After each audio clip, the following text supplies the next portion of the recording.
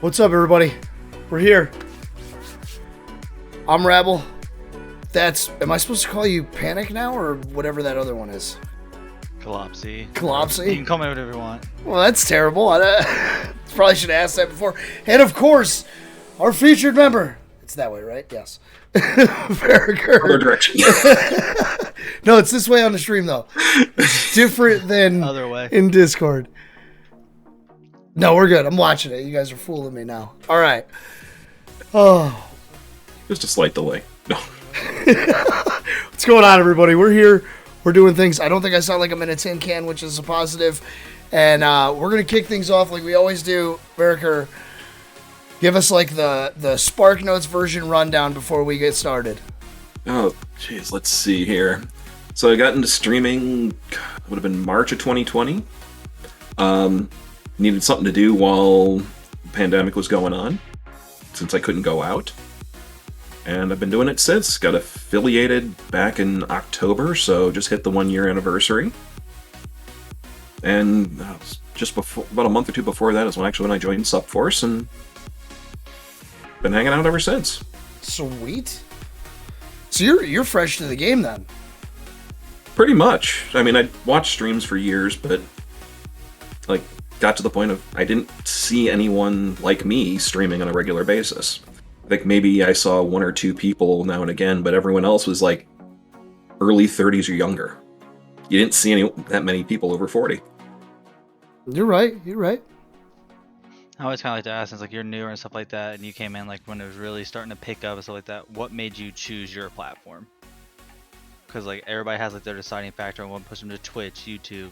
I started on Mixer, and we all know how that went. And that's how I ended up on Twitch. But like, what about you? Just as I said, I'd been around Twitch for a number of years, and it just kind of felt like the right place to start. All right, so you started. So you essentially got into it, right? Because the age group. Is that what I'm gathering? Yeah, I just didn't see that many people like me around, so. Have you collaborated and met with the people of your, let's call it a bracket? I don't want to... Not really, actually. Honestly, I just go in and just... Age doesn't really matter, it's just more of the personalities, so people I click with, hang out, do things, and I also bring some of my real-life friends involved in some of the games that we play, and I'll stream that as well, with their permission, of course. Well, of course. That's awesome. So, do you... Man, I just have so many, like... Because it's an age bracket thing, right? Like, I get it. Yeah. I'm in your... What would you call it? You called us the 20s and younger 30s. I'm part of that. I'm in the younger 30s bracket. But I always think about... is there going to be, like, a... Man, for lack of a better term, man, are we going to get like a geriatrics collab? You know what I mean? Like you know what I mean? He was trying to find such a nicer word to use there. Actually, as I kind of was thinking earlier today, and I actually posted in the Discord, it was one of the things I was thinking of, no, that was actually been 2 days ago, actually, was talking about my former coworker. Yes. He didn't really have anyone that was older than him that was an example to what he could do and what he could be. He was just like, oh, as I get older, I have to give up these things I used to do. I was the proof to him that you didn't have to give up the stuff that you enjoyed. Right. You like playing video games? Keep doing it. You like to play Magic the Gathering? Do it. There's nothing stopping you. I love that. I actually read that when you dropped. I don't know. I like that. You were saying he didn't have any. That's the word I'm looking for. Like somebody who had the same interest in his family. Right. Not in his family. Well, he also was from Montana, so smaller population. 6. And yeah, the kind of people and a lot of the people weren't into the things that he was into, so he didn't really have those examples. And like we were talking about the job, I found out like my boss. I mean, he's in his mid-40s, and he still plays D&D with my other coworker almost once a week, and they do a podcast with it. Nice. They do that and edit it and stuff like that. I was like, they always say you don't have to grow up, your hobbies just get more expensive. So we had cheap Nintendo 64s and Ataris and stuff like that. And hey, I have them all too. I may be young, but I have the classics. but now you have multi-$1,000 PCs and stuff. It just gets more expensive, Yeah. but the hobby doesn't change. Oh, the hobbies just get more expensive, and actually, as I say nowadays, is I'm starting the hobbies now that I'm going to have in retirement. Still got 20 plus years to go, but good call. I'm hoping to do the same thing, but not retire that far out. You know what I mean? I gotta hope and dream. There ain't nothing waiting for me on that end, anyways. You know, I'm young enough. Gaming at 1 in the morning with your grandchild who's 13. So, where did you start in the hobbies? I guess for yourself, like what was your growing up, what did I do? Yeah. So, actually, I spent a lot of time outdoors when I was younger. I played soccer. I was in the Boy Scouts, did a lot of camping, hiking, and all that. But I also played a lot of video games. Started with the Atari 2600. Then we got the 8-bit Nintendo, and that was the last video game system I bought until the original PlayStation came out. Wow, that's a large gap. Well, we didn't have a lot of money growing up. I mean, we were a family of 5. Dad was the only one that worked. Made it on a good year, maybe $40,000. And I had a special needs younger brother, so it came down to the fact that just there wasn't the money there. Right. So you made things last as long as they could. I was the garage sale console buyer. Like I had a Sega Genesis that came in like a shoebox. You know what I mean? My dad came home with, so I'm with you in the, you know what I mean? We didn't have all the new stuff, but I just remember him coming home and like, you know, this is when like rubber bands, everything's all boarded together, and it's like, okay. Yeah.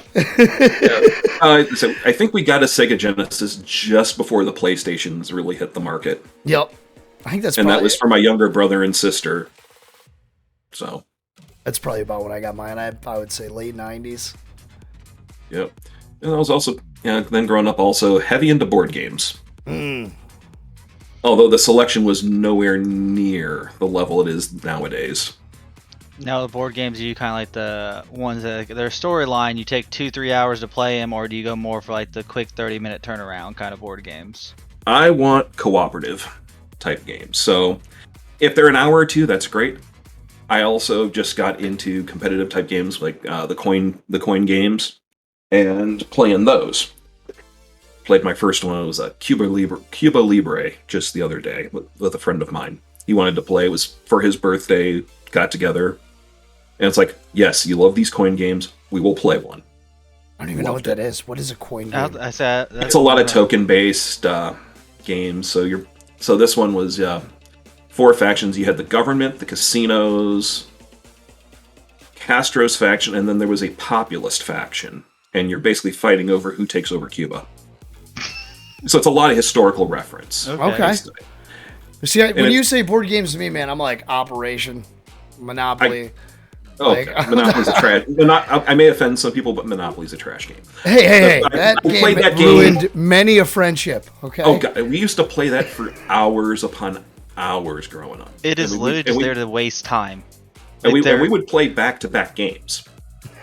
Oh, I could. I can't make the it through one game. patience you have as an individual is all explained in that one statement. And yes, Alpha, that is a wild grandpa, you see. Absolutely. Yep. I will give you one recommendation, though, because we play a lot of board games. We do like get-togethers once a month and stuff like that. Yep. We go and look at Haunting at Hill House, or something like that. Yep, I already have that one. You have that one? The expansion as well.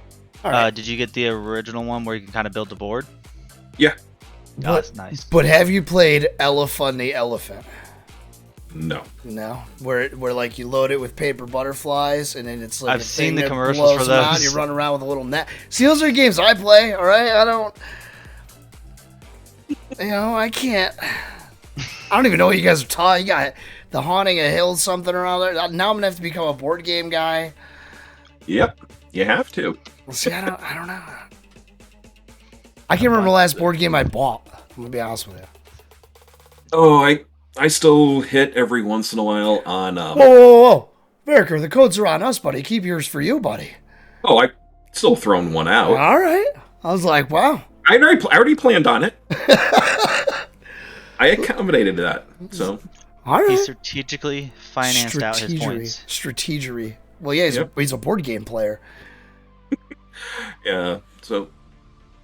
Fortunately, I also married someone that enjoys video games, board games, and all that, so it helps. Definitely. That's so. How is it competitive or is it cooperative in the competitive in the marriage? Competitive. Oh, definitely. Oh yeah, yeah. She's more of the jock as well. So one playing like 2-3 softball leagues, things like that. I mean, I don't want to be is it a softball league or is it the beer league? You know what I mean? Because I know what we have here. We only have beer leagues. That's we were playing Division because we were doing a co-ed Division 4. Men had to bat offhanded, so we weren't overpowering. Okay. I actually now bat offhanded better than I do regular. Huh. So you said she plays. Do you play too? Because you're. I did up until the pandemic. Okay. Is it something you think you'll get back into? Or are you kind of focusing more towards this, like streaming and gaming, as more of your hobbies? I'm busier now, through pandemic, than I ever was before. I think the team I used to play on, we're not going to be reforming post-pandemic. We've already, our coach now has had 2 kids. Like, some of our players have finally gotten their PhDs and moved on. So we just don't have some of the people. Like, half our team was PhD candidates. That's a pretty So smart they were team. calculating the trajectories, the velocity of the ball coming in. Yeah, it was engineers, PhD students. These are really fair games. It was.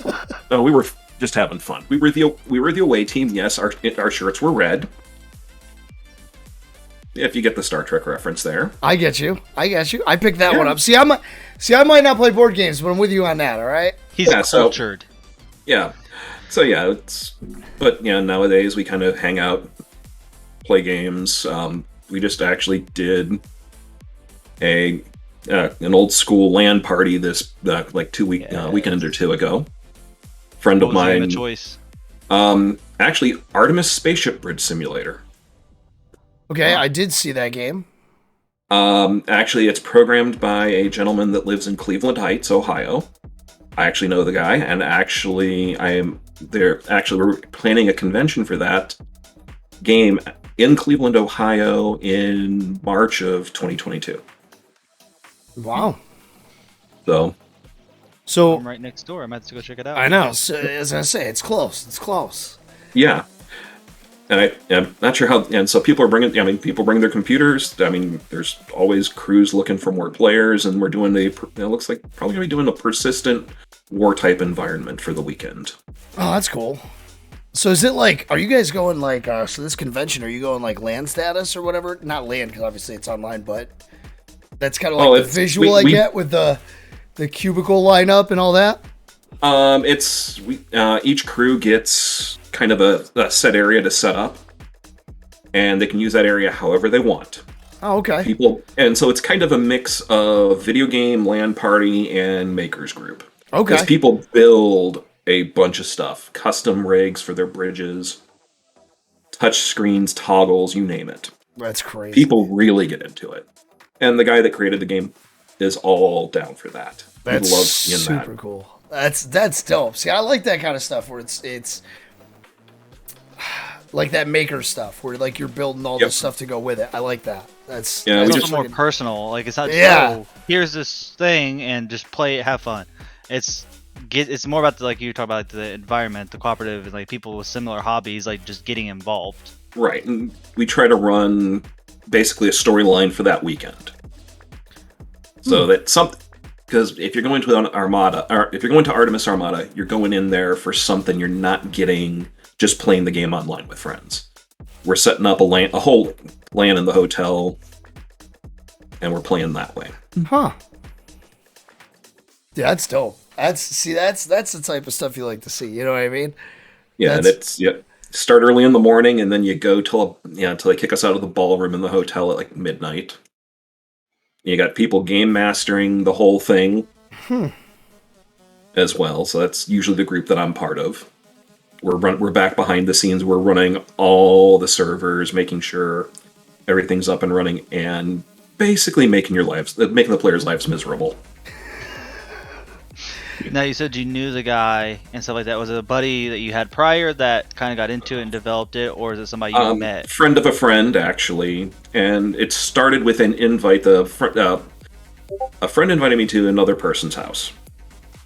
Through him, I met the this party at this house. I met the programmer of the game because it was actually because they once a quarter they throw a party like this.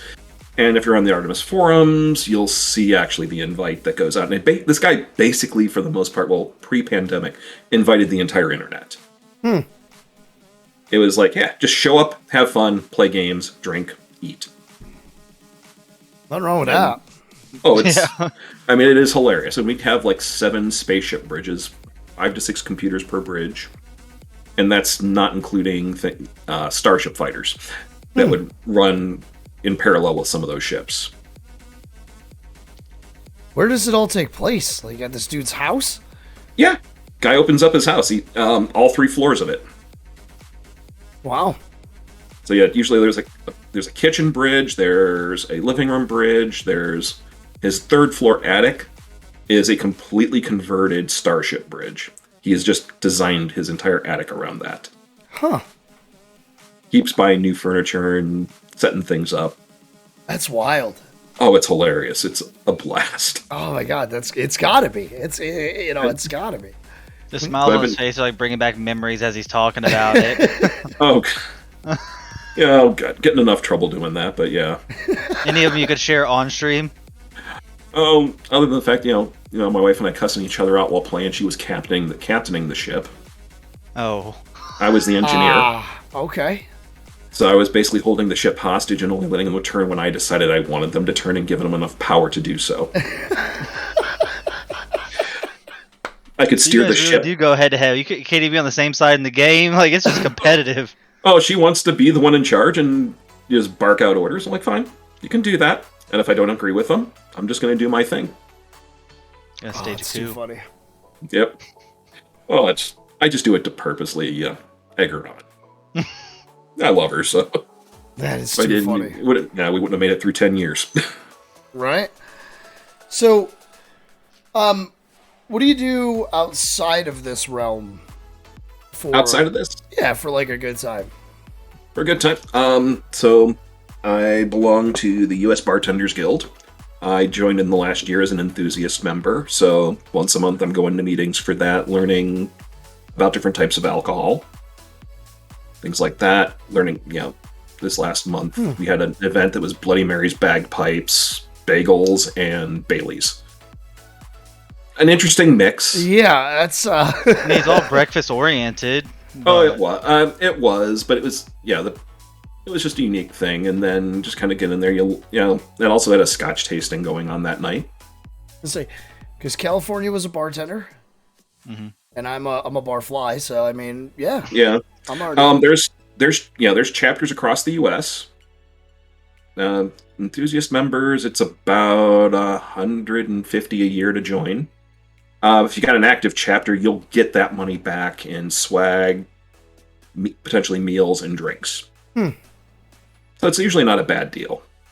So was it just something that, like, you're just a casual drinker and you wanted to kind of learn more about it, so you kind of just found where you get involved? Yeah, and then we've had members that have gone on to become bartenders themselves. So it's just a little bit of this, a little bit of that. Good enough. There's money in that for sure. People are like, oh, you're a bartender at Applebee's. Like, no, if you go to those nice high-end places, you make a very good career out of it. Oh, we've got bartenders that work at Olive Garden that are members. And also, and a lot of it is about the education there. So you learn a lot, and it's just fun. Yeah, it's a way to get away for an evening and socialize. And at least in the Cleveland, Ohio area, the nice thing is it's a different venue every month. Oh, that's cool. So you get to try different places. I'm intrigued. I'm learning like 1,000 things already tonight. I'm loving it. I'm absolutely loving it. You know? Right.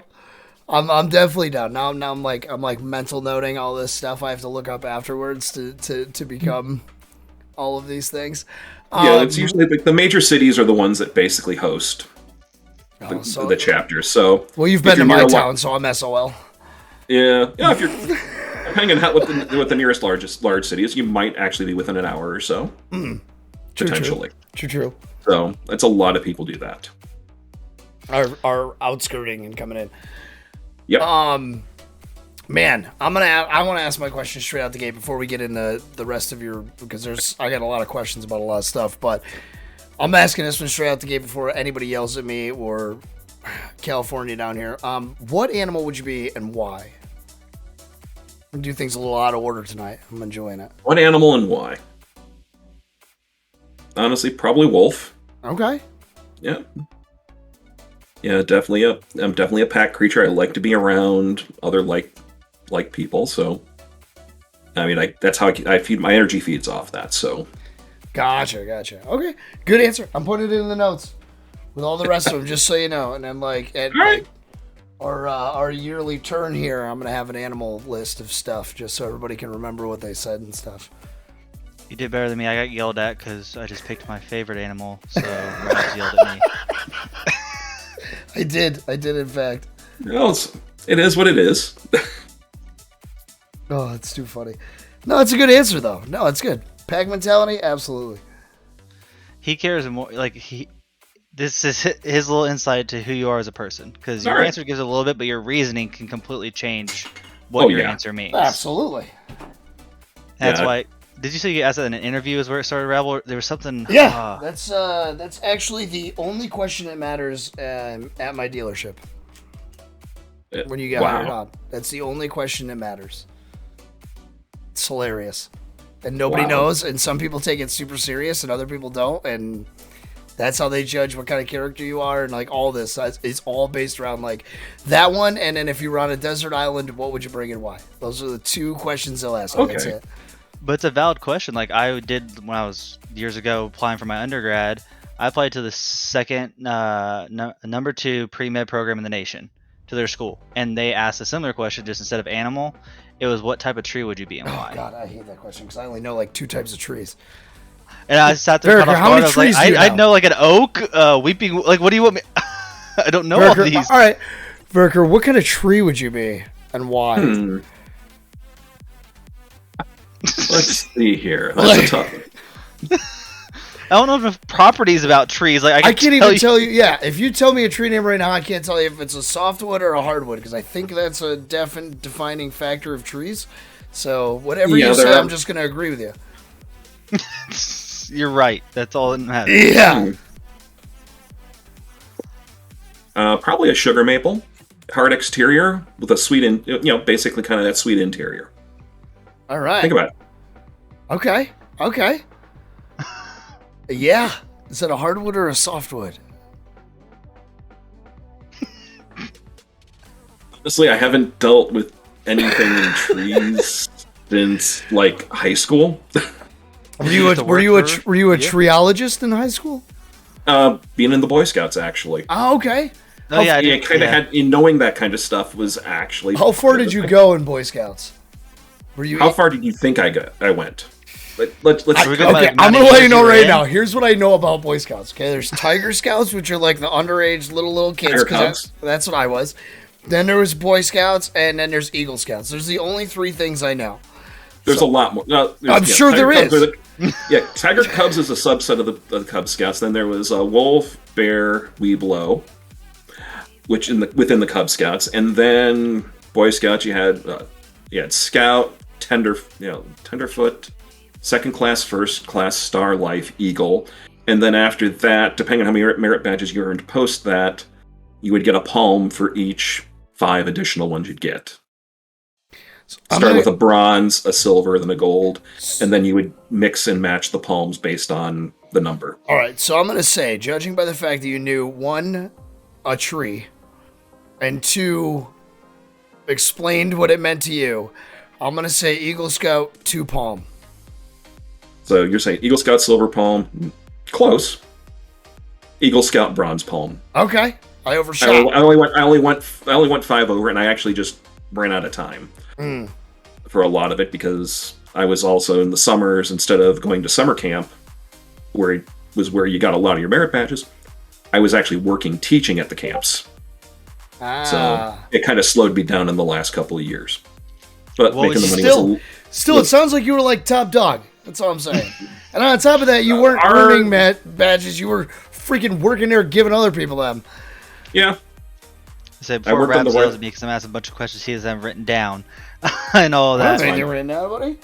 You said you had a bunch of questions to ask him. Oh, no, that's just in my brain. Oh, okay.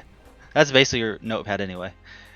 But I would like to ask people that have been a part of that for a long time, the Boy Scouts, Eagle Scouts, stuff like that. What is one thing you took away from being in that kind of still either tailored who you are today or something that still means a lot to you that it kind of taught you or got you involved with or... Through that, I learned this is how I learned about Alpha Phi Omega, which is a national co-ed service fraternity, which is affiliated with the Boy Scouts. During my college years, I became involved with Alpha Phi Omega, and was a member for 5.5 of the 6 years I was an undergrad. Turn around, I actually came back to my old chapter, and I now serve as an advisor. So it is based on the scout laws and all that. There is a heavy foundation of that. And so the fact that it allows me to volunteer, give back to the community, give back to the school, give back to the students. But then on top of that, I can help to train up kind of those future leaders. Okay. Now, you mentioned your undergrad. You mentioned like your softball, PhD, stuff like that. What degree level are you at, if you don't mind me asking? Or my degree was Bachelor of Science in Material Science and Engineering. Yeah. So I never went past my undergrad. We're Bachelor of Science bros. Yep. And honestly, had a lot of fun doing it, which is why it took 6 years. Well, that and I changed things up about 2 years in. Started out as chemical engineering, realized I didn't want to pump stuff through a pipe for the rest of my life. That's fair. So instead, I now work in the industries where we heat and beat metal.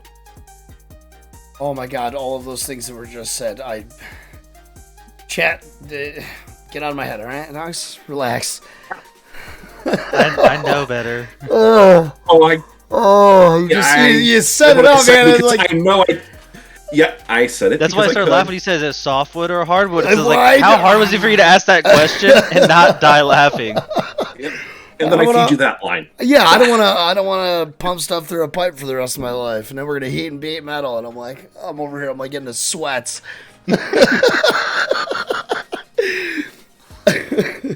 This is intervention, Rabs.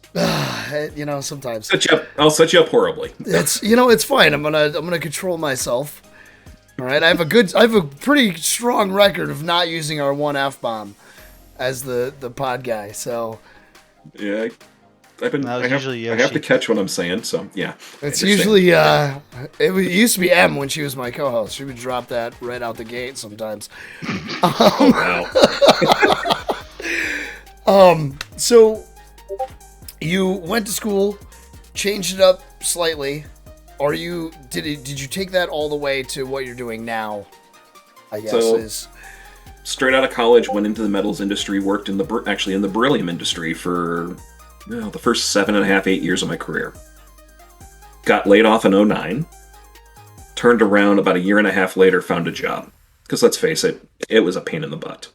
Fortunately, I had enough money in the bank. I didn't worry about it. Between unemployment and my savings, I was able to stretch things out.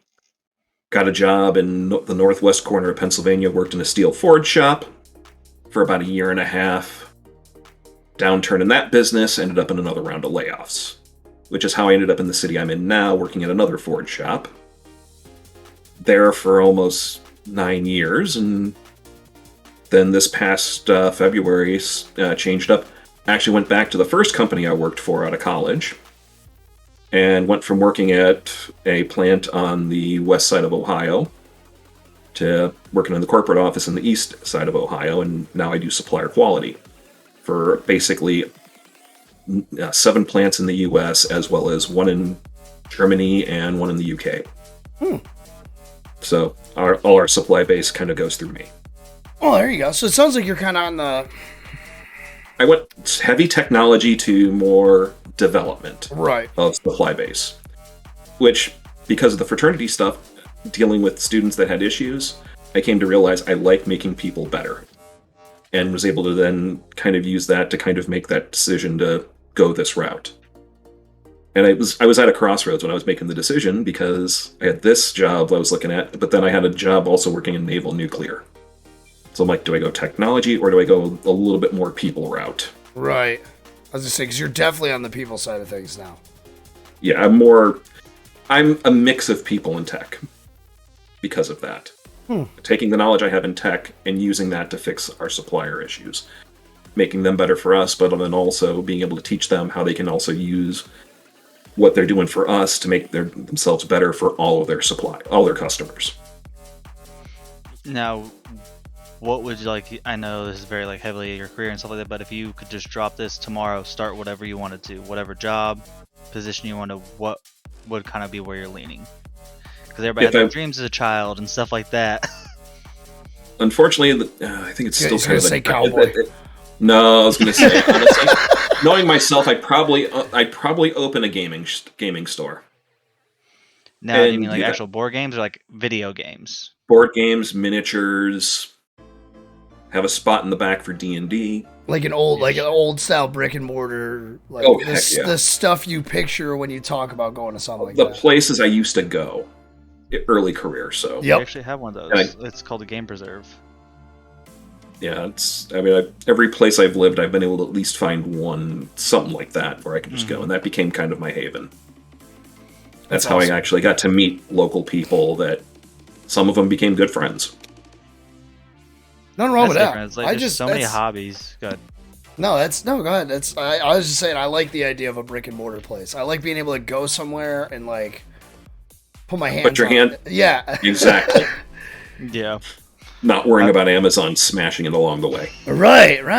You know what I mean? Like, I know what I'm getting because it's right there. It's, you know what I mean? And I have somebody I can conversate with versus just reading a bunch of people's reviews or whatever else. You know, that's... Right. Take a look at it and kind of feel it. Right. And the people you ask there know the games. If you're, I'm reading reviews on Amazon, these people bought it because they played Monopoly last week and they wanted to try something a little bit spicier.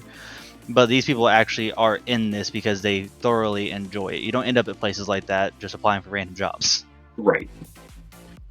Yeah, you end up it's because you love the stuff, not you just need to make some money. Right. Not to say that some of those people don't work there, but usually if you're in it and you're there because you want it. Right. Usually they're there because they want the discount. I mean, with how some of these board games cost, I would take that in a heartbeat. Yeah, it's like when you spend $80 to $150 on a board game, yeah. Without the expansions or the additions. Oh, no, I'm talking, base game. What? Yeah. That Haunting on Hill House is a cheap game, and it's $50. That's, 30 to... Depending on where you find it, you may be able to get it I think I've seen it about as low as $35. Yeah, we're definitely on two different levels here when it comes to board games. Yeah, we're not talking $10, $20. No, I'm talking like Dollar General, $6. I'm going to actually say something one company I do miss, and it was known as Cheap Ass Games. It was designed around the fact that you had probably most of the components of the games at home somewhere, like the dice and general markers. What they would do is only print the stuff that was unique to the game. And they would tell you what else you needed. Oh, that's cool. And it would be and they were like $3 to $5. Like some of the games you just needed like a deck of cards. That was for a game called Spree, which you were basically going up, shooting up a mall, and shooting up each other and stealing stuff. There was a game called Pass the Brain, which we were a bunch of zombies working in a fast food restaurant, and the only one that could fill the orders was the one that had the brain. And you were trying to steal the brain from each other so you could actually fill the most orders. That's cool. But all the stuff is just like they only print the. I love that. Like that sounds good. Yeah, I mean, because you figure out how many. If you've got a half dozen board games at home, you've probably got enough dice to field any game. Right. Same with tokens and other stuff. So then at that point, you just need the unique stuff. I like that. And that doesn't exist at all now, does it? I haven't seen that. I haven't seen that since the early 2000s. Amazon, of course. eBay. Yeah, of course. Yeah. And I still got a few of them sitting around the house somewhere. Because that's a cool idea that you can just buy like whatever the game needs to be that game, and then like just you just get like a list of other crap that you need. Like that's Oh, and now with 3D printing, you can make whatever pieces you want, right. Ah, see, and then paint them. buddy, you're on the $1 million idea. Why don't you just handle that? Right. Just start it back up. Yeah, Just change the names of the games. yeah. Well, I've got a buddy of mine that actually is working on some board games, and he's been designing a few. Well, if you need beta testers, let me know. We got plenty of those too. How much is it going to cost me? We'll see. $3 to $5. You didn't hear this? We can talk You didn't hear about this? $3 to $5. Okay, I got what I you. heard. That was the last price I heard. It was like $3 to $5. Rabs is my negotiator. I hire him right now. Oh god. And just remember, guys, if you have questions, please just ask them in the chat. Yeah. Yeah. Question at SupForce. So we're gonna get into like all the other cool shit that you do, because you like paint miniatures and you do like all that whole realm of things outside of the digital world. The what's the word for something you can like physically hold in your hand? There's a word for that, but that's the word I was gonna use. So just Tactile based. Yeah. You can like physically touch it. So my question is, were you a big pewter figure guy? I never got into miniatures until a couple months back. Oh, okay. So yeah, the fact that I do all this painting and all that, this is maybe 3-4 months old for me. Wow. I haven't been doing that long, but that's also when I stream this. One of the things I make sure to do is I try to break it down so it's like, look, if I can do this, all y'all should be able to. It's not that hard to do. It just takes time, patience, and investing in in whatever tools you need. I was saying, because you do it like you haven't been doing it for 3 months. No, I watched a lot of videos when I got started. That's kind of where I started, kind of using that as tutorials. I also have some friends that were really into it, and they were the ones that convinced me to start because they wanted more people to play against. Is what it came down to. And I'm like, okay, I can do this. I'm like, I've got the free income. Sure, why not? Yeah. And then I bought my wife her first sets. Oh, So boy. she started painting as well. Are you guys gonna do like paint offs?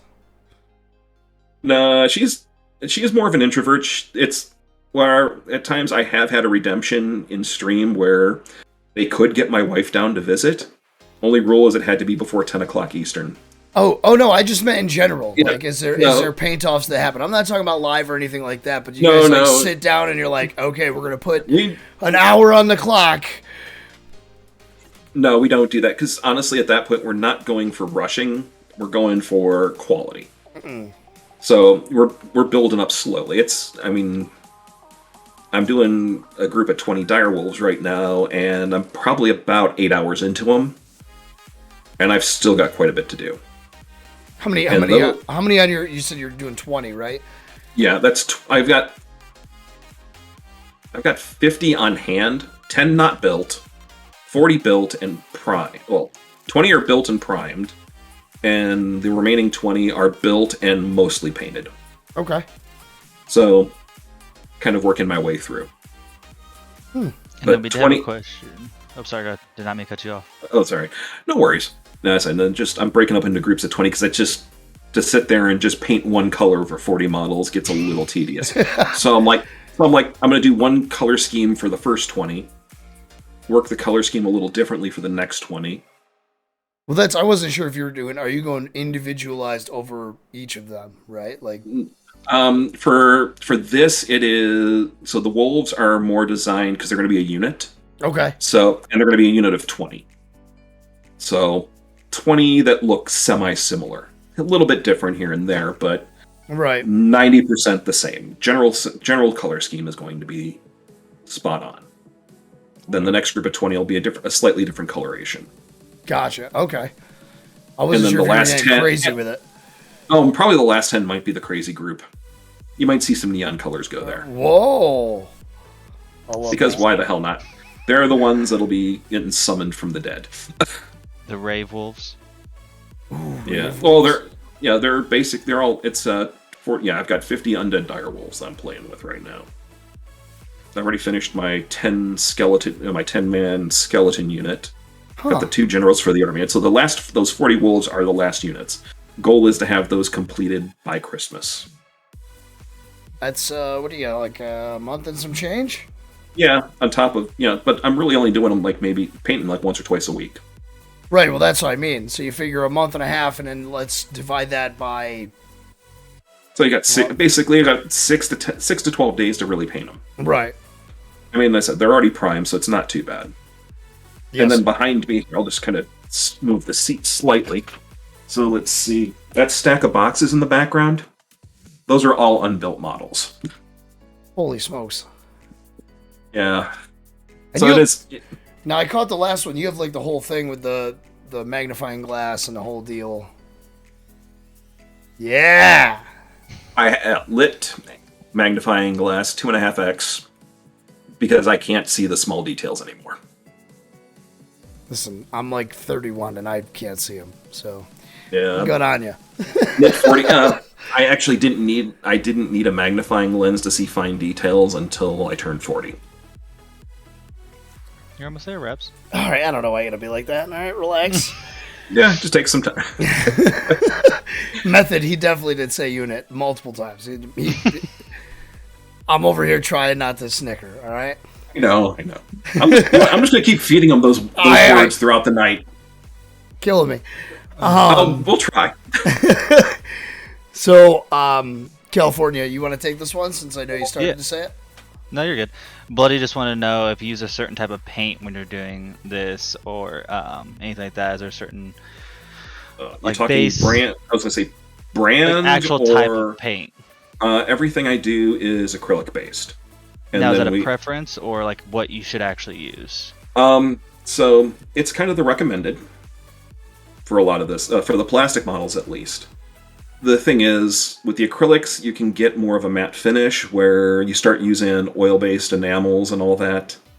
You do tend to get a little glossier. So it depends. If you're going futuristic, metallic, I can see the point of using enamel. Acrylics tend to be a bit more muted in that regard. And I use a couple of different brands. I use Vallejo for my base coats, for my primers. Just, it's cheaper and does a good job. I can get them in a decent size. Then I use a mix of Citadel and Vallejos for the actual painting I do. Just since I'm doing Warhammer miniatures, Citadel is their paints. I can kind of look at that. I can look up, like, well, I need this one, and this one on the boxes, and like they recommend that. And I'm like, okay, I can use that. Or if I have ideas, I'll just take a look and whatever I find that is the right shade that I'm looking for. I don't care who makes it. And then I just go buy additional stuff as I need it. So you start getting into the flocking on the base, fake tufts of grass that you can kind of adhere, and kind of makes it more than just a piece of painted plastic at the base. Well, that's what I was going to say. Do you, like, accessorize them, I guess? Yeah. Yeah, I mean... So since I'm dealing mostly with an undead army, I'm using I'm basically a combination of stuff, the sand, fake grass, and kind of some brownish green flocking that kind of gives an arid appearance, decaying ground, and then I've got some burnt grass tufts that I mix in there as well. Huh. Now, are you, is there, like, a place that you purchase all your burnt grass tufts? There's a local company out here that actually sells it. They actually carry it in a shop that's on the other side, on the opposite side of town from me, so you're looking at about a 45-minute drive to go there. But they carry it, so... Huh. And I can also order it online. Is that like specifically for that? I guess is my next question. It's for any type of miniatures. So it'd be like, yeah. So they make a good product, so I'm not gonna actually complain there. Well, I come from a family of railroaders or whatever. Like they made. Oh, the model railroads, train sets. Oh yeah, and I'm mountains and forests and trees. And I just remember taking those trips with my old man who did all that stuff, and he buying. So go buy supplies or go take pictures so he can build. Yeah. Kind of. He saw something. He knows there's something there he wants. He wants to get some pictures so he can then take that back and build it. Yep. And then, like, I remember going, like, he'd be like, the trees are on sale, and we'd be going to buy 8 million trees that were there. You know? Oh yeah. Nowhere near that level. I bought some of the boxes I had back there actually are terrain boxes. So is it just for play or like for it's like so the characters you paint and stuff? They're obviously for play and stuff like that because you're playing Warhammer. Do you do any setups? Let's call it landscape, basically. Right, like standalone. Don't touch it. Don't breathe on it. Don't look at it. It's gonna go in a glass case. It's gonna come down from the ceiling. No, everything I'm painting is stuff that I want to use. Okay. So this is stuff that in the end I'm going to clear coat it with a matte finish so it's not reflective and shiny, but it's designed to actually be handled. Okay. If I'm going to do this, I want to actually use it. So the first thing I started out painting was actually all the miniatures for the heroes in the game Defenders of the Realm. It's a cooperative board game, similar in style to like Pandemic. Okay. If you've ever played that. Mm-hmm. Okay. So it's similar in style, except it's instead of fighting a virus and disease, you're fighting basically demons, orcs, dragons, and they're tainting the land. Okay. And I played Pandemic, so I get what you're saying now. Yeah, so there's one way to win and half a dozen ways to lose. Pretty much. So that was how I used that as I'm going to learn to paint by doing this. And I figured by the time I finished all like 20-some miniatures there, that I had developed enough skills that I could then jump into Warhammer miniatures and feel more comfortable at that. Yeah.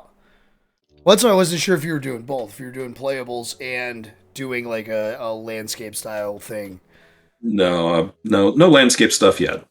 Yeah, so it's there. It's in the brain. There's always the possibility. There might be some stuff that I pick up that are going to be for armies that I would never play, but the models are just that cool. Yeah. And I've got some ideas for some stuff that I'm like, if I started a second army, I'm like, the Maggotkin of Nurgle for Warhammer. And it's just, there's one giant one that's like $100 and some. And I'm like looking at it and going, you know what? I want to paint him like Oogie Boogie from Nightmare Before Christmas. Because he kind of looks like that. Like, if I can give him that style of paint job, it'd be kind of fun. I may or may not be Googling that real quick. Which part? Maggotkin or Oogie Boogie? Yeah, that one. No, I know who Oogie Boogie is. He's tattooed on my arm. Yep. The Maggotkin and Nurgle is actually a faction. Oh. Well, no, I looked him up because looked them up so I could see all the different options. I assume the big one's the one with are you going sword over the head guy? Kind of thing, yeah. He's got a really big fat, got sections of him opened up. Hold on. Yeah, that is the one. Oh, demonic Oogie Boogie there. That's sick. I like that. Yeah, and I said if I didn't start with Death, I would have probably gravitated to them. It's like let's spread the plague. Oh, that's Do you enjoy doing like the more realistic, like you're talking about your wolves, stuff like that, trying to make it like match and stuff like that, or do you kind of like having more fun and being like the creative aspect of like which kind of side do you like to fall onto? I like to, as long as they follow on a theme. I don't care if it's going realism or just having fun. Yeah, it's just what it. I said I'm starting out right now a little more realistic in style, going for those tones. I haven't gone into the funky. I'm not making, weird translucent paint jobs that make, fuchsia skeletons. I haven't gone to that route yet, but I've got ideas for that. Oh boy. That's more. If I'm going to do that, I'll probably go more with ghosts. Okay. Or stuff like that, where you can do some weird stuff and it fits nicely. But it's more, I try to keep them kind of grouped together. If I'm making an entire unit of something, I'm not going to just do one way and then at something else. You want them to match and and also if you're going to go and do any like competitive play, they actually do care about that. Oh, I believe it. So this is all Warhammer stuff. Have you played any of the Warhammer games, like the video games and stuff? Like what is there? There's Vermintide, there's I haven't really played many of those. I mean, I have played. I used to back in college. We did the cheap route of not buying the miniatures, but we'd get a hold of the books, and then we'd use things to stand in for the miniatures. Okay. So like bottle caps or bottle caps, beer caps, beanie babies. Okay. Toy soldiers, whatever you get your hands on. Right. Whatever was cheap or something that someone had on hand.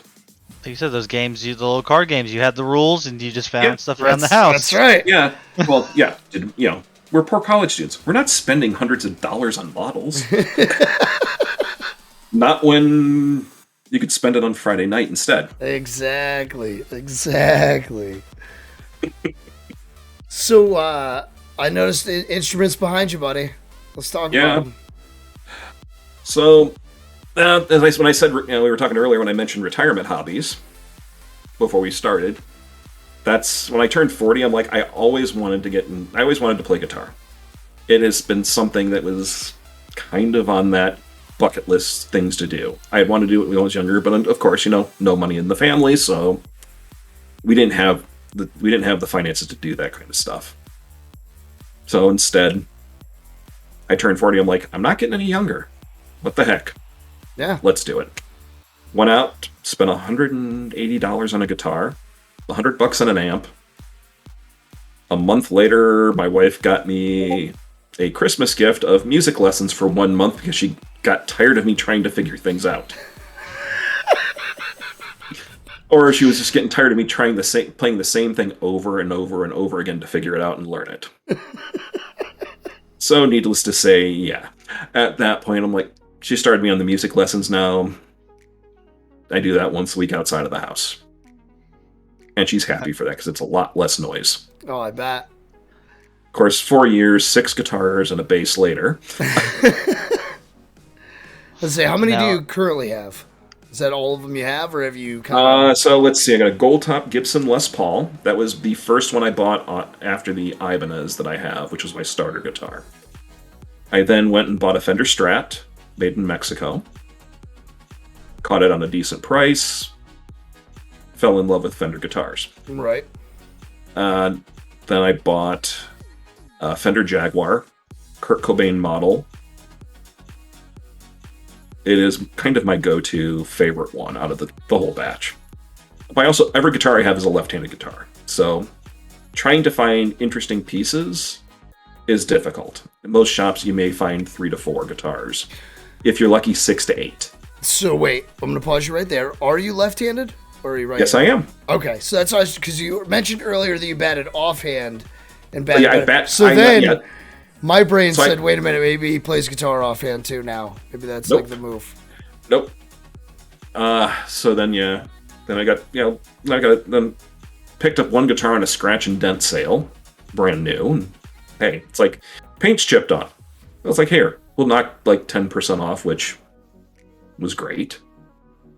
And then around that time, I also picked up the bass, and then I picked up a Gibson ES345, which is a semi-hollow guitar, about a week ago. First guitar I've bought in the last 2 years. So No, you didn't see it. You didn't buy a guitar for 2 years? Yeah. Wow. Through the entire pandemic. Good on you.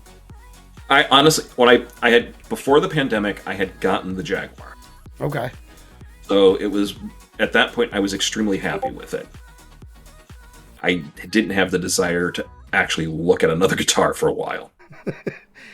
I mean, I paid it off in like 6 months. My goal on guitars is I never pay more than $100 a month, and I will not buy another guitar until that guitar is paid off. Well, that's a good goal, though. Yeah, just that way, I'm not financing 3 to 4 guitars at once. Or if I want a guitar in the process of paying one off, I just have to pay full in cash. Ah. Oh, there's the loophole. There it is. There had to be something. Found it.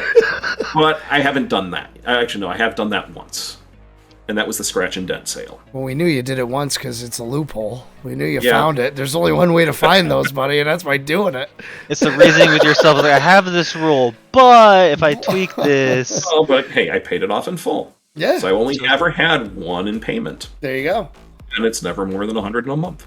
Perfect. Yeah, Panic and Wolfie are both interested in that Jag. Is it close by or is it tucked away?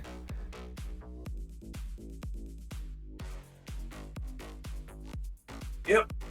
I was gonna say, it's the front one. Yep. The shine on that thing, I can see your monitor. Yeah. So, yeah, Jaguars originally designed around surf rock, is what they were originally intended for. Never really caught on there, but have had uses all across the board. Give us a little 30-second demo. Typically, I haven't played anything on stream in a long while, mainly because trying to navigate music. The DMs. Yeah, so yeah, I haven't written anything original, so I really don't have anything that I would play in that regard. Now, are you more of a sheet music kind of person, or you play by sound? To learn it through sheet music, or basically being able to look it up. Finding that I don't read music, I do tab. Is kind of the way I go there. And then it's like, well, I start playing it, and then so I get to the point where at least the general progression works through my head. Once I get past that, then I'll work on rhythm. That's where I always struggled. I would sit there and just repeat the same part while I was learning it, to where I just learned by memory and repetition. Yeah. And so I never got solid enough into. I could adequately read sheet music, but I would just play the same song so much learning that you weren't really reading it. You were just staring at a sheet of paper playing the song. You use it to kind of jog your memory of where you need to be. Yeah. But yeah, this has been my baby. Typically, she does stay in most of her time actually in her case. Now, I do have a section of wall in the basement here that actually has most of the guitars hanging. The ones that look nice, but if somebody came in and saw them, those are the ones you want them to take. They're the cheaper section of guitars. Well, my semi-hollow is going to always live in its case. Just because I'm not going to have that one sitting out collecting dust outside. I don't blame you. Phoenix says his was blacked out with gold sparkles on his when he had it. Oh, nice. So Panic asked my favorite question, not to jump subjects on you. Just we're in that final half hour of time. So all right. I gotta be the guy who moves us along a little bit. Sorry. That's fine. Phoenix asking one of my favorite questions that everybody seems to trip over, and I love it. Let's hear it. So you run SF for the day. What are you changing? What would I bring back? What would I change or bring? Honestly, yeah, whatever. What do you want to change about honestly, SF? One thing I missed, and I think it's been said before though, is actually the exercise channel. Because it was actually motivational to get in there. And not a lot of people used it, but the ones that did, it was a small community with a small sub community in there. It was kind of nice because it kind of forced you to at least do something each week. And in early pandemic, it was kind of helpful. That was something that you Jam. I would say Jam needs to get on it. Now I can't remember because it's been so long since we took it down. Now, were you actively participating in posting there, or was it kind of you did on your own personal time? You just didn't maybe share it. Oh, I still posted. I mean, the weekly stuff there. Oh yeah. There was a couple weeks. There would be weeks I wouldn't be able to just because of other things going on, but most times, yeah. Now, did you guys kind of talk outside of that, like, hey, like, how's your workouts going, and like kind of like go sometimes down that route together? With some, yeah.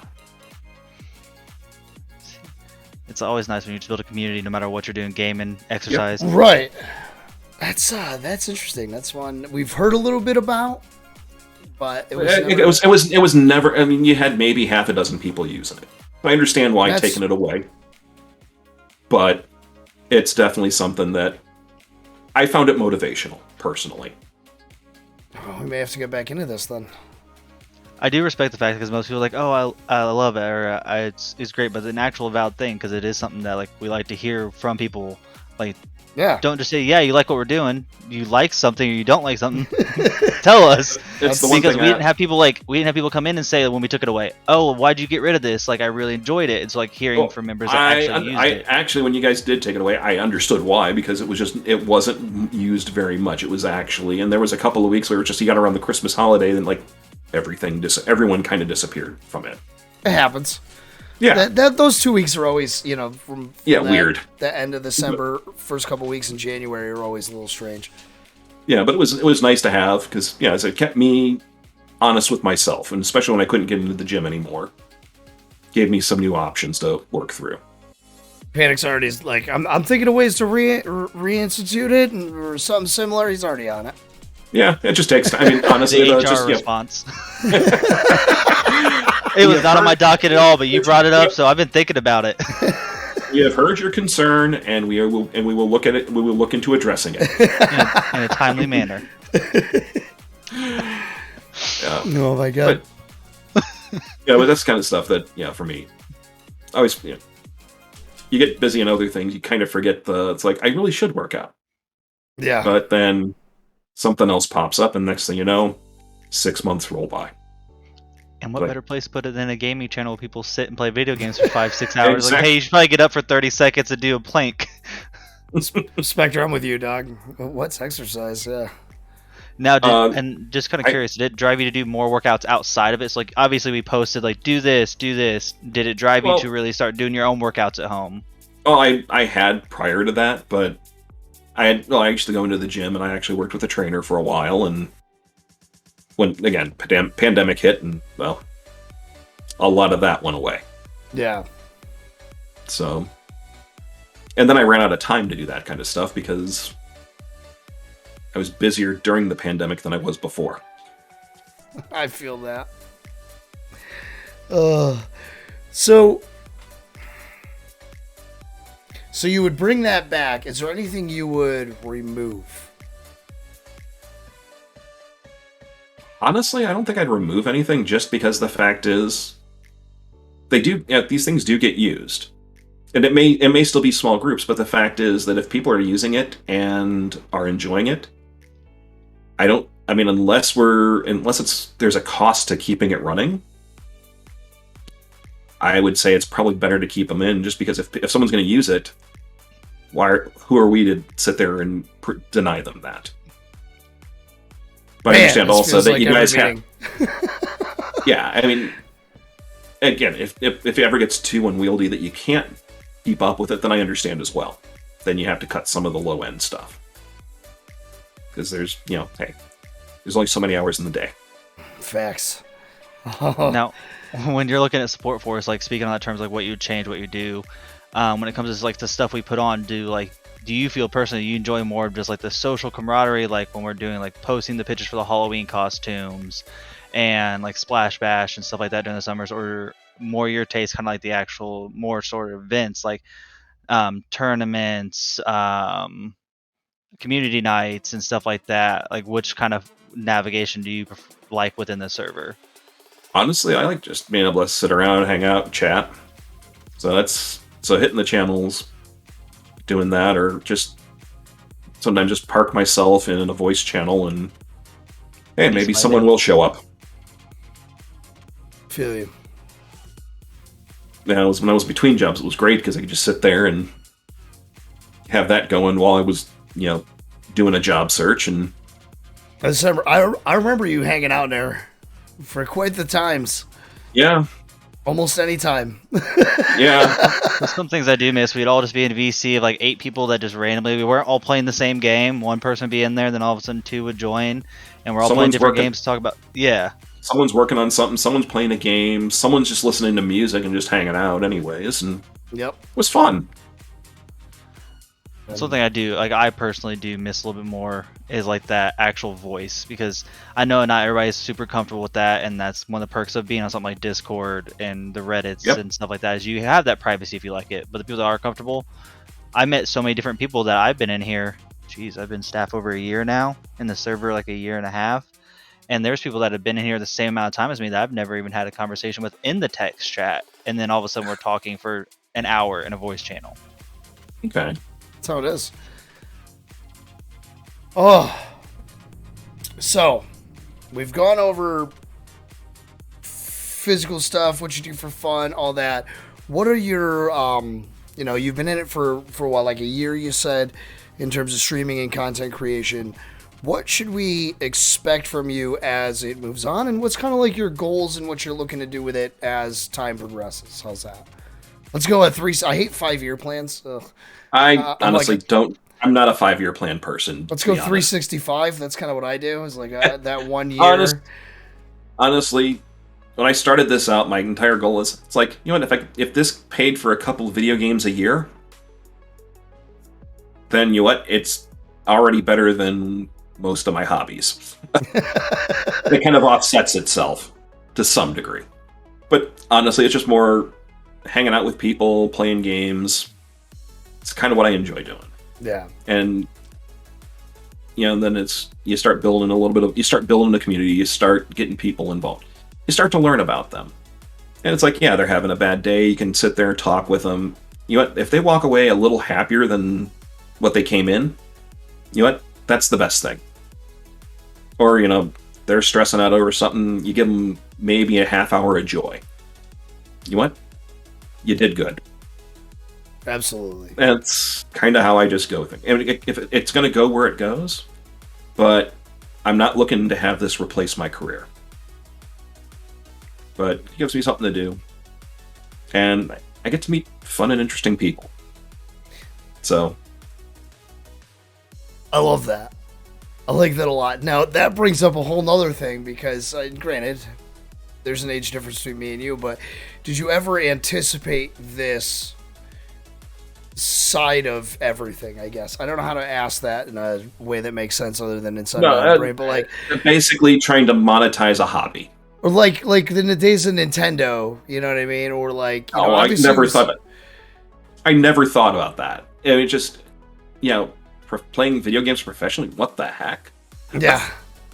That didn't really exist when I was younger, and then I went to school and became an engineer. I mean, I never stopped playing games, but yeah, it never became the full focus point of my life. But it's honestly, it's how I keep in touch with a lot of friends of mine that I've made over the years, because it's something we can all do. It's like 2 nights a week, there's a group of us that get together that we've known each other for over 20 years. Holy shit. Yeah, I was actually working just outside of Philadelphia on a co-op back in college, turned around, made a great friend. I was just out in that area a week ago.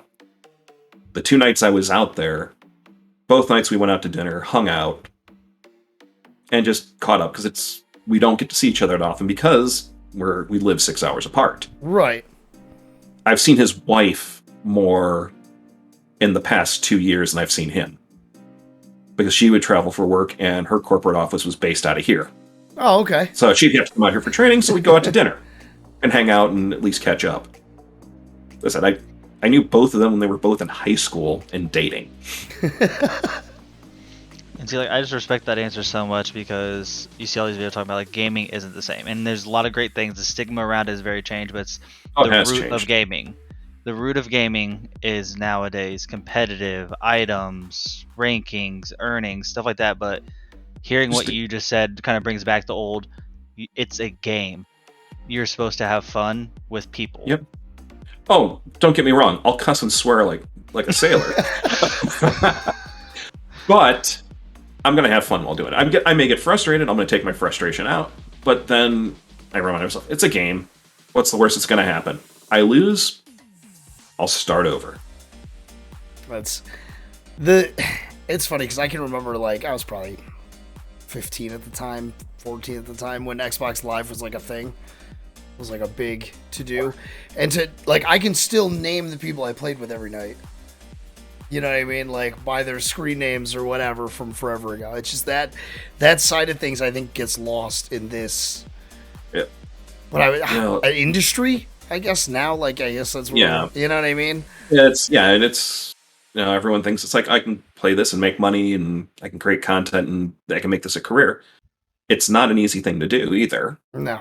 So I mean, what is it, 0.04% right now or something like that?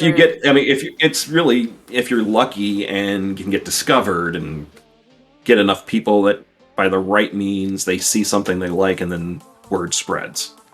Because let's face it, most of the major platforms aren't going to advertise the small players. Right. You've got to work on your own.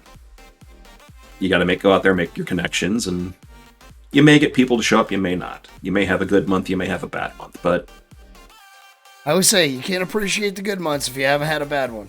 Then they're all just months. Yep. You know? I look at this, I try to explain to my parents who are in their 60s, and they're like, they didn't really understand it. I mean, but it's like, you know what? Honestly, I just said, look at it this way. What have I been doing since I've been a kid? Playing video games. Now I get paid to do it. Not much, but you know what? I enjoy it. You're going to do it anyway. Right. Yeah. And if people enjoy it, and I can get someone to laugh, or just do something stupid, I'm sure Alpha's still here. We do quite a bit of stupid things from time to time. Actually, if it wasn't for Alpha, I wouldn't be here. Alpha's the one who brought you in. She was the one that brought me in, and they had Alpha caught me because I was playing Destroy All Humans. It was the first time I ever played that game. Okay. And I'm just sitting there. Alpha came in with one of his mods, and next thing I'm like, they started talking a little bit, and I'm like, I paused the game and actually had a conversation. It's always. Then they ended up rating me, and the rest is history. Yeah, those conversations are the best. Yep. Those conversations. And at that point, and I'd been streaming at that point for 4 months, and it was like there were some nights I had 0 people. Still have the occasional night like that. We've all been there. Yeah, but it was anybody who claims they've never been there is lying. Oh yeah, it's having 0 people, and it was a majority of the nights, and you'd be lucky if you got a person to show up, or you'd end up with a bot. One and it's your own stream elements that's showing up, or someone else has parked the bot in there, and that's what you're getting. Yep. We've all been there, and that's That's part of it. Yeah, everybody has nights like that. You still have nights like that. It's gonna happen. It is what it is. Yeah. You know what I mean? Yeah, and it is what it is. You have fun with it. That's my favorite thing about Twitch is you can actually filter. And a lot of people either don't know this or learn, but when you go into your apps and stuff like that, turn it off. Flop the filter. Flop it. I'll turn it and I'll go that nobody that isn't 0, 1, or 2 viewers. That's the only people I scroll you're talking about searching. Searching. Yeah. I just go to And random, discover, flip it, because those conversations mean so much to me. It just is part of the chat. The moment you come in, they don't recognize your name. You're a stranger, and their face lights up. I always try, if I'm gonna raid someone, a lot of times, if I'm not raiding someone within SupForce or anyone in Team Shade or anything like that, then I turn around and I'm like, I want to find that person that's pushing for affiliate. That they aren't having that many people. If I got half dozen people and I can just drop them in, right? I know it's going to make their night, because the reaction a lot of times is just, oh my goodness. Well, usually it's not that, but I'm trying not to swear. We're allowed one, buddy, and nobody's using it. Yeah, actually, I did technically with it's the not name an F-bomb. Doesn't count. Wait, no. We're allowed one F-bomb. Oh. Yeah, like primetime TV shows, they're allowed to technically allowed one. I can break people's ears with that. I still have the shot. Cheap ass games is fine, man. Actually, I was even worried about saying that, to be honest. No. It's a proper noun. It's part of the name. You get in trouble for that. Yeah, that's kind of what I figured, and that's what. Listen, we keep it level-headed, PG-13, but it's all about you gotta be human. Yeah. We don't want you to not be yourself. That's the main thing. This is yours. No. If people want to see me be myself, they can catch me on stream. That's all. I'll let things a little looser. I feel you there, buddy. Because I know you've been at mine, and you've heard me talk in the Discord and VCs and stuff, and it definitely isn't. I've watched you eat a Pokemon card.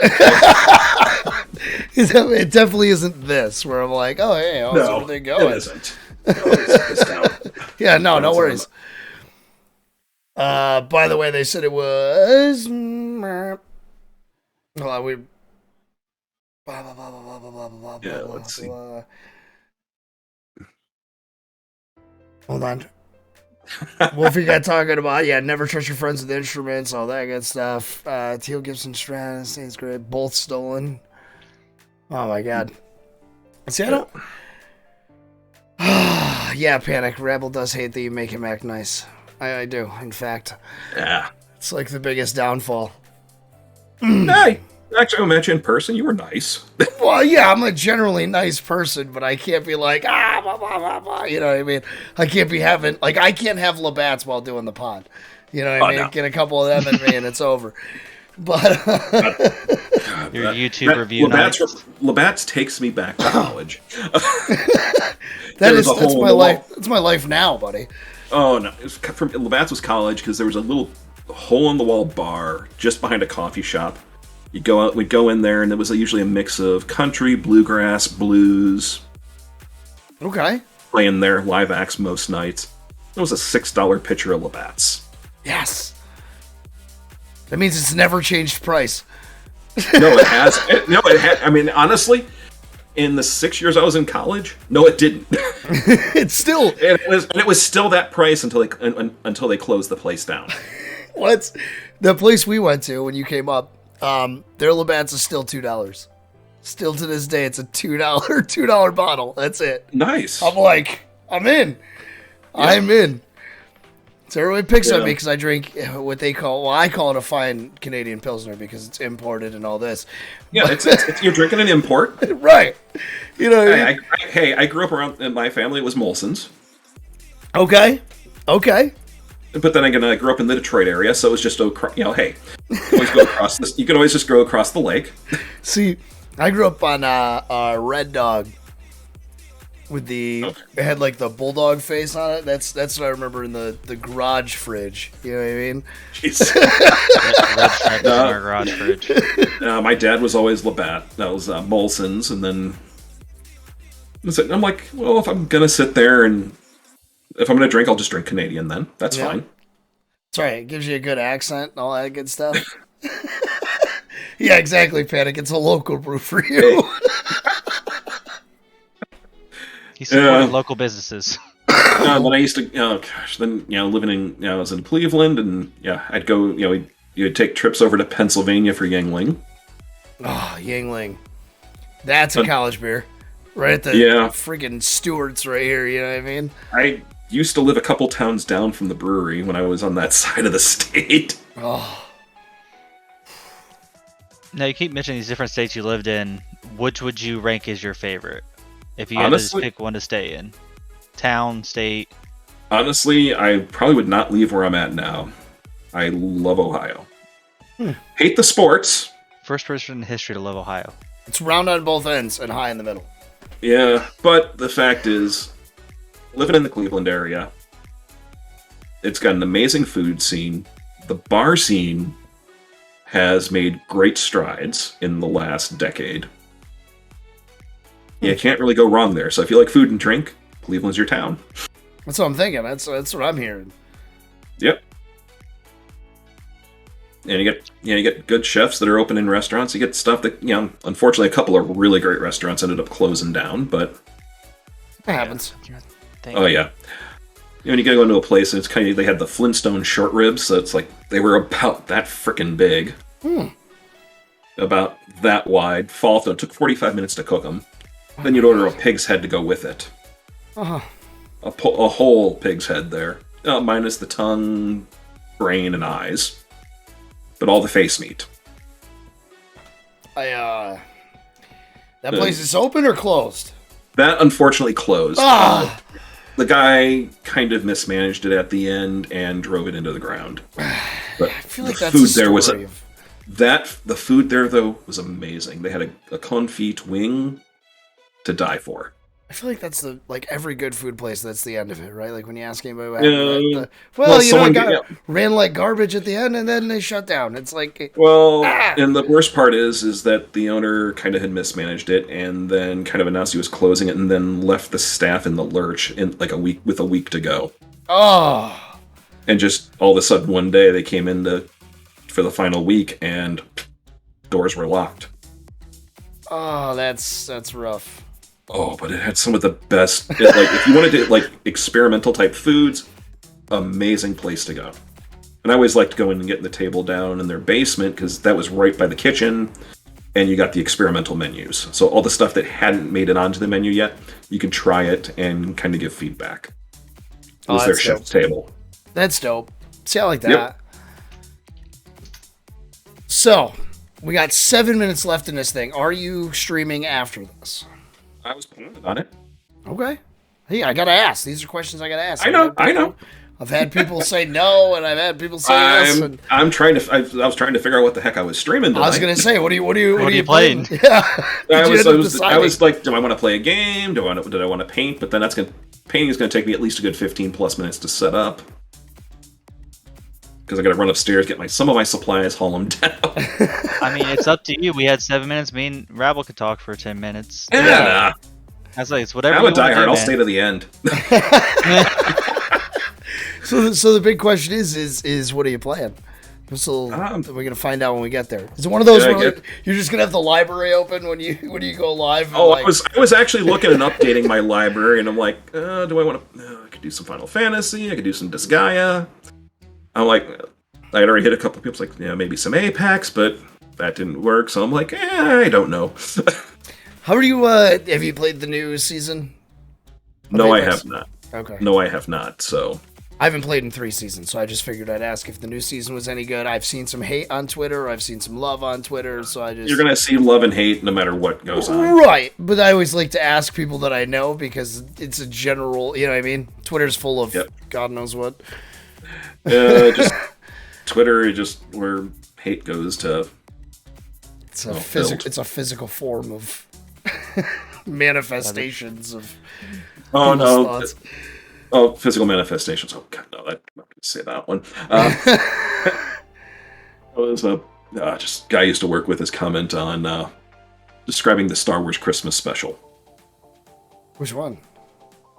The first one, back in '77, I believe. Is that the one where they did the whole band thing? Basically, I'll just make the comment of this. It's what happened when a sentient pile of cocaine wrote a script. Ah, perfect. Was the best description I ever heard of it. Had to be good. I have to see it. Oh, it was horrible. No, it had to be good. If it's that, it had to be good. Like in a good kind of way. A good horrible. Right.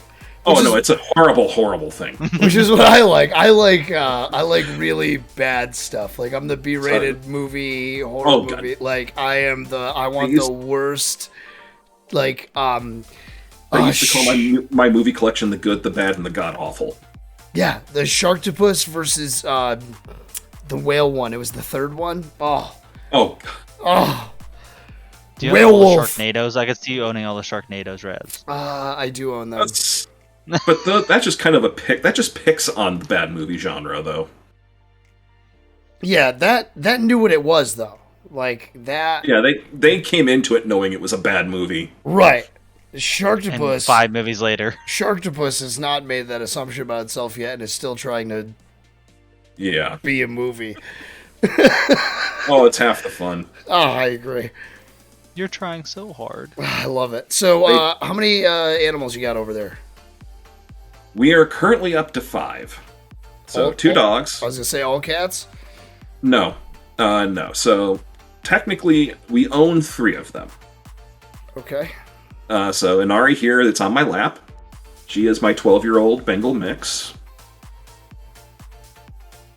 So then on the futon behind me, we have Bob and Moon, who are my sister's cats. She's living in a place where she can't have pets right now, so for at least the next year, they're living with me. Nice. Until she can, figure out her finances and hopefully be able to do something with her life. Wow. So, I'm not going to mince You don't words got to there. get into it. I just I'm not going to mince words the there. way it was said, it was just, I'm like, oh yeah, no. I'm making the assumption they're going to be here for a couple of years at least. It's siblings. He could say it. Yeah. Oh yeah, absolutely. I'm the oldest of 3, so I have to watch out for the 2 of them. So you have the 3 cats here. Yep. So And then I've got the 2 dogs. I've got an English Bulldog Beagle mix. His name is Django. Fat, not Right. not the Tarantino one. And then we have Remy, who is Pug, Beagle, Boxer, and a bunch of other stuff. Also known as just Little Brown Dog. Ah. It's like 30 pounds sopping wet. Never wanted Beagles growing up. Not sure why I ever wanted Beagles. And yeah, it was never big on that, but we got Remy because he had a big wrinkly face. Well, yeah, because the bulldog, right? No, that's Django. Django's the bulldog. Okay. I always wanted a bulldog. I just didn't want a purebred bulldog because of the Health number of health issues. issues. Yeah, they're a nightmare. Yeah, and the fact that their life expectancy is like 8 years nowadays. I'd like to have something that has a chance at like hitting double digits. Heck, my wife's Rottweiler Husky mix lived to 16 and a quarter. Well, that's Mutts. Mutts live forever. That's my rule. Yeah, and Ari's your first. What was our out of all the animals we had here right now? Yeah. Inari was my first of the ones that are still alive. Had a couple pass away, but it's tough. Yeah, I had a European Burmese who made it to 9 years old. She got into some black mold, and it took root in the nasal cavity, and we could not get rid of it. It took about 3.5 years for her to pass away, and we were fighting the whole time. Oh, I bet. But couldn't do anything else, so but we just made her life as best as we could. The great thing about that cat, though, is when she left a trail of snot on my ex-wife. She's cat's laying in bed with her. Next thing you know, the cat sneezes, shoulder to hip. Oh, big old trail. It was during the divorce time. I laughed. So it's funny that the like all the cats get along. Well, Bob and Moon lived together before. Right. Well, that's what I mean. So they got along because Moon was Bob's accommodating. He'll get along with most animals. Moon was basically running wild in western Pennsylvania when she was found. She was she was malnourished and on death's door. So my sister took her in and nursed her back to health. And so Bob and Moon have been together since Moon was probably about 6 months old. Okay. Moon and Inari, if they get within a foot of each other, they're going to hiss and growl at each other. But if one's laying on one chair, one's laying on the other, they'll ignore each other. So it's kind of a truce. Now, Django, I was going to say, are they good with the dogs? We actually, when we took Bob and Moon in, we actually had to put the basement door back on. Okay. Just because Bob and Moon had never been vaccinated before. So, well, Bob had been vaccinated, but Moon never had. So we weren't having any potential, health effects coming here. Right. But the other thing is, Remy tends to be a bit like a herding dog. He will sit there and nose the cats and try to push them in a direction.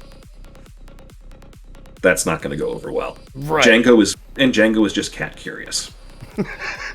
He wants to just go and say hi. Right. And then he'll just kind of lumber off. Nothing wrong with it. As long as they all get along. I've just, it's funny. Animals are funny when it comes to getting along like that, Yeah, it's just sometimes they get along, sometimes they just want to rip each other's face off. Yeah, it's crazy. Yep. So we just did a slow introduction, and I'm at it was at one point, it's like the cats could not be in the same room unless there was someone down here. Thankfully, I work from home most of the week. So 3 days a week I'm home, 2 days I'm in the office. So it was a nice thing. So that's how they started getting introduced. It was like, I'll let you run in, and then it's like they'd stay in one room and I'd be in the other, and then slowly they started working their way out, and now they just kind of interact very remotely. But well, nothing wrong with that. That's for sure. No, this cat's been Nari's been alone for close to 9 years.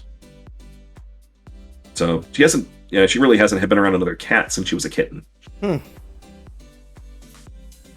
So, and she Now, likes to pop into streams. So, when you give those 2 back to your sister, you're gonna feel like an empty nester and have to get you 2 more. no. He's No. The reason being is actually my younger brother's allergic to cats, and he's special needs. So if something were to happen to my parents, I have to take him in.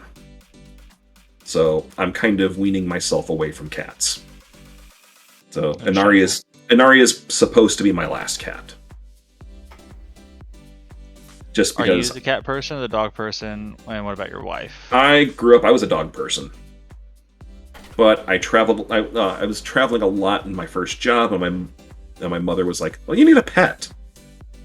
My mother, who's allergic to cats, buys me a cat because like you can leave a cat for the weekend as long as there's enough food out. Can't really do that with a dog. No, you cannot. So, and at that point, I was driving across the state every weekend to go hang out with friends. Like, you need a reason to come home. So I don't know. I lived in a resort town at the time, so there really wasn't much to do in the winter. So you got a cat? Yep, I got a cat. Yeah, she was a good cat. She was more like a dog at times.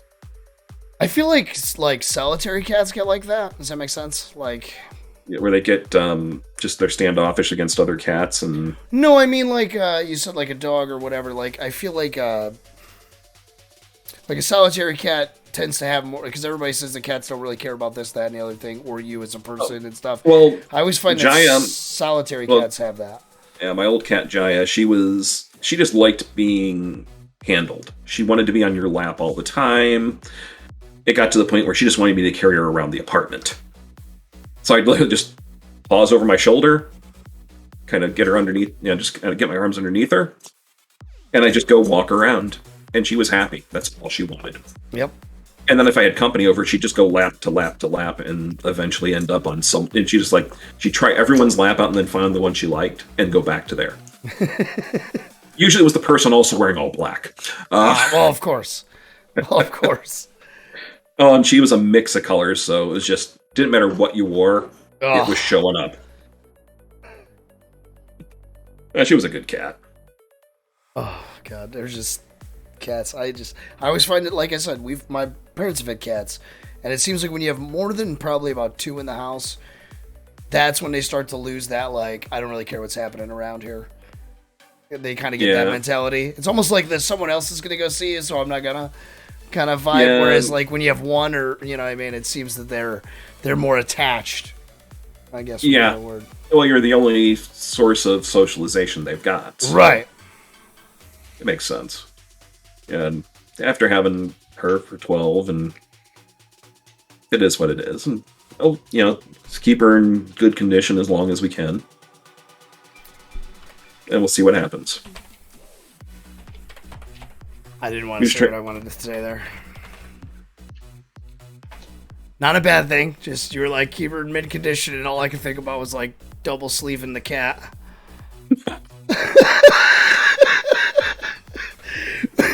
Put her in a hard case. We gotta keep her. Hard case. Screw it shut. Don't let it hang out. Take that furniture plastic you put on. Come on, this isn't the 60s. At your grandmother's house or anything. Well, they brought those back. It's not the plastic anymore. It's like the almost like fitted sheets you have for your bed, but now it just goes over your whole couch. Oh my God. Actually, I had that for 2 sofas I had because the dogs had done a number on them. You had the fitted sheet? Like little foam, they're like foam rolls you tuck down into the cushion, so it fits perfectly. No, I didn't have that, but it was elastic based, and it actually had elastic in the seating area, so it kind of pulled it into place. It worked. That's interesting.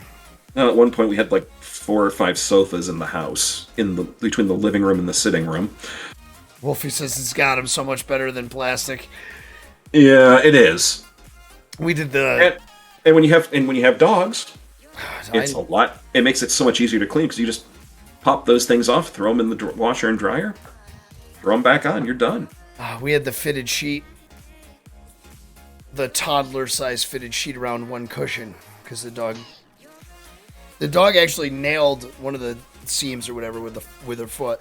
But then now that it was open, everything You wanted to dig in it. yeah, everything was eating it. You know what I mean? I'm like, you guys Oh, yeah. gotta stop. Like, you don't bother anything else but that one spot. I'm like, Oh, how is that even a thing? Rab, I had the dog Remy. We'll just say he's my wife's dog. She was the one that wanted him. I remind him of that constantly. I feel you. I have one of those. He just constantly wants to like scratch the sofa when he wants something, to the point where he dug a hole, in a bonded leather sofa, scratched a hole in it. Oh, nice. So I took some 1x10s and built a nice border around it. Okay. Just to keep him from digging, for the most part.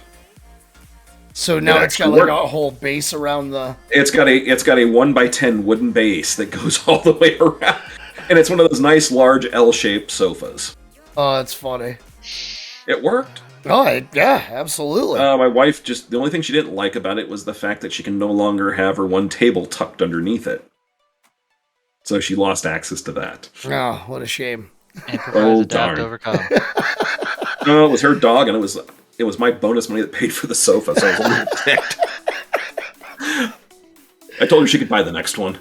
There you go. I bought the last three. What? Dog or sofa? Sofa. Actually, where we live, 2 dogs maximum city ordinance. So I think don't need to get reported for that. There's no limit on cats. I feel like a 2-dog maximum should be like a normal thing, anyways. In our state, it's 5. 3? Once you're over 5. I could go with 3. 3 is a small pack, and it's still manageable. I mean, yeah, one more dog, and we'd have 3 times as many animals as we had people in that. Technically, we have 3 times as many animals as people in the house now. 2 dogs, 3 cats, and a fish. See, I just keep the dogs and kids balanced. I got 2 kids, 2 dogs. Bam. All done. You're annoying me. Go bother the kids. Exactly. They all just bother each other instead of me. No, it's when you get the one dog that stands at the edge of the living room and just barks. Oh, no, neither one of my dogs they don't bark. I don't know why. Lucky. They're incredible.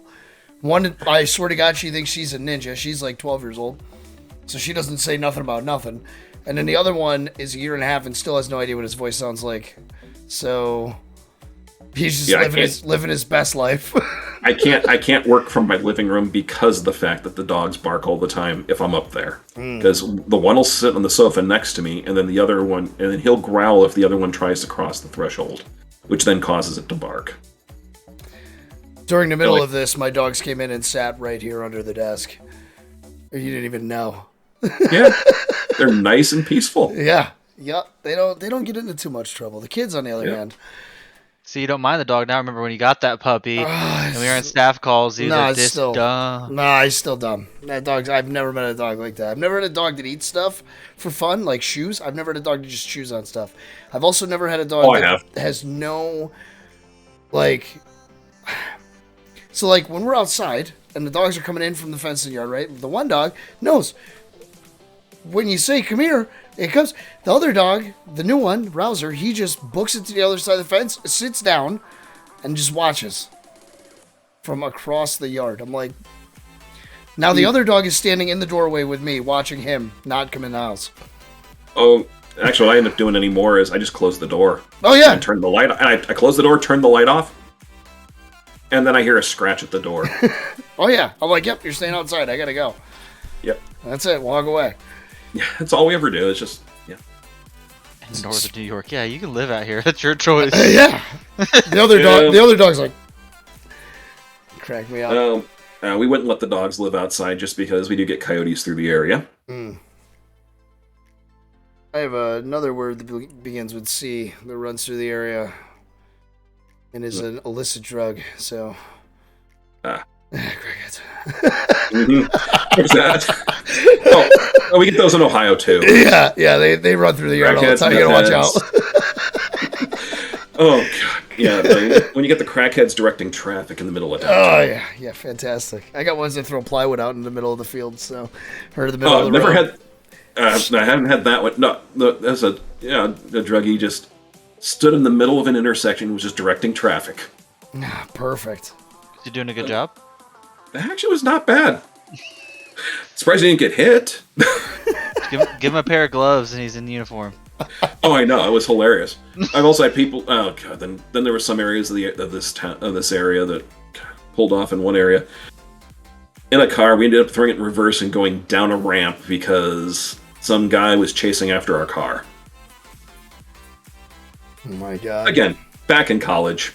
It was also like 2 a.m, downtown Cleveland, Ohio. Well, of course it was. All right. Yep. I figured it's probably getting that time. Yeah, I just looked at the clock for the first time forever. It's like 8:43. I'm like, ugh!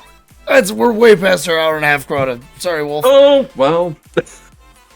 Sorry, Wolf's here now, so it's okay. I'm just going to apologize now. But if you want to go gear up, we'll do our ending over here. It has been an absolute freaking pleasure, buddy. It'll take me about, like, within the next 5 minutes. I should be up and running. No worries, no worries. I'll figure out something. Yeah. All right. No worries at all. I appreciate you, and thanks for coming on, seriously. Oh, it was a blast. I actually had a lot of fun. Good. All right, we'll see you in your stream, buddy. Yep. But now I got to figure out if I have a camera that's not this one. What's this one? No. Ooh, wait.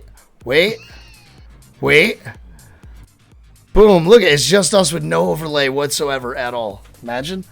That's the one you get right now. Bang. We're back. See, Wolf knew. He came in and said, yo. And he's playing off like he was saying hi. He's like, yo, wrap it up. yeah. It was like, came in. Like, wait a minute here. This is going to be some render time. You're just, you're really cutting into my stuff. Wolf edit point. Yeah, just cut that like square. Well, because the VC's changed, because now with V13, it doesn't go by my name anymore. So everything was set up under my name for when we switched. But, God, what do we got going on? I don't even know. What's in the announcements channel? I don't think we have anything this week, because I think it's all TCG next week. Yeah, nothing pertinent. Just mostly everybody keeping an eye out for the holiday stuff coming up. Oh, if you guys haven't been watching the COTW premieres on YouTube to get your codes and all that jazz, you really should be doing that. Just go subscribe to the YouTube or the SupForce YouTube. Click the little bell thing, and then you get notified a half an hour before the premiere, and then again when it starts. And it's like a live chat. It's pretty dope. If you're not doing that, I feel bad for you. I'm sorry. And they always get announced on when they're coming out and stuff like that. Plus, we have the bell on. I mean, it freaking tells you. And then we got November 18th is the big TCG Thursday, which there's a couple new folks joining us too. So it's like me, Panic, Dan, DJP, and then we got a couple new folks, some people from the past, some people from the future. I don't know. There's people who've been striking interest, so we'll be opening up some Pokemon cards and throwing back a few and having a good old time. So that's good. Find the codes. That's right. Wolf has been working on hidden codes in the videos, so make sure you're looking out for those too, because they're worth some heavy XP. That's a big deal. And also, it's this way. California, thank you for tonight, buddy. Oh no, I appreciate it. It's good. It's been a while since I've been on one of these. And I could it's been almost 2 hours, and I just feel like I could sit here and talk for another 2 hours. We just these are podcasts, yes. We get to know the person, but it's just the nice conversations, honestly. Exactly.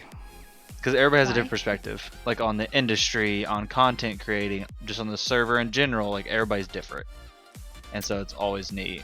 And that's it exactly. You just gotta, it's a good way to meet people and get the deep dive. That's what I like about it, is getting that deep dive on the folks that we see around the server. Also, I now know what everybody wants to be if they were an animal, so. Do you remember what mine was? Do I remember what it is? God, no. You think what do I keep them in here? No, I have like a notebook full of all that crap. I have everybody's original, so funny story for all you people who are here right now and everybody that watches this in the future. I have everybody's like OG applications in the old notebook from when they wanted to become staff and stuff. This is before you even. This is, I still have. Well, this is like we used to sit down and like interview them, and then we would bring those because only certain people could do certain times because obviously we worked and stuff. And then we would go. we would go back and read them to each other and stuff. So we had this like layout you would have. It was great. My God. But that's a long time ago. Long time ago. Touching on my age here. Wolfie, I don't know yours. I'll find out. Don't you worry about that. Out of here. Find out. I'm just watching to see when Vericur goes live because I don't have any other announcements, guys. I'm trying to kill time for you. I might just put a video up and then because I'm out of a drink. So It's drinking dart time. It's drinking dart time, buddy. It's definitely drinking dart time. But I also don't want to miss when I hit a button and now there's music happening. Okay, we're good. So we're going to go to a video now. I love you all. California, thank you so much. It's that way, by the way, if I point that way. Thank you so much, California. Thank you for everybody being here in chat. Imagine perfect freaking timing. This guy. You live. Exactly. Exactly. Raid. I think I'm doing this right. Because you don't add them. Yeah, there we go. Bang.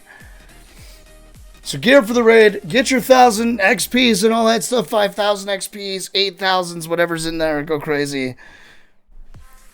Make sure you get them. You guys have been watching for a while now. I know you got some in there. You know what I mean? All the raid love. There'll be a code when we get there. Of course, as always. I'm just watching now. We're watching. Boom, boom, boom, ba-doom. Ba-doom, boom, ba-doom. Yeah, Has he posted what he's playing yet? Is he at a category in? Hades. Hades, okay. All right. We'll see y'all. Everybody wave. All right, we gotta wait.